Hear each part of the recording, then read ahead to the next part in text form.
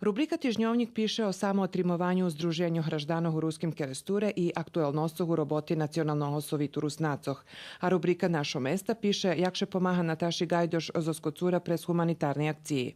O jarnjih robotoh keresturskih poljoprivrednikoh i sajmu hortikulturi, etno detaljoh i ručnih robotoh u gospodincoh informuje Ekonomija. Kultura i prosvita piše o pririhtovanju za tohoročni festival kulturi Červena ruža, o uspihu ruskih recitatorov na pokrajinskej smotri, a za značajniji vecej vistki zoz oblasti obrazovanja. Rubrika Ljudze rok i život čitačoh upoznava zoz Vesnu Ragaj Cap zoz Kocura i Ivanovu familiju zoz Norveškej. Duhovni život zaznačal označovanje 25 ročnici ekumenske i humanitarnej organizaciji i promociju knjižki Straceni u rovnjini u Srimskej Mitrovici.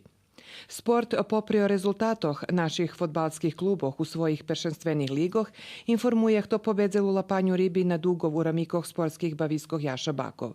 U tim čišlje višli dva dodatki, Dikica i Dom i familija, dzej nove predluženje Ženo blogiji. Šlidujuce číslo novinoh vidze jak dvočíslo 11. maja pre na ihodzaciji peršomajski šveta.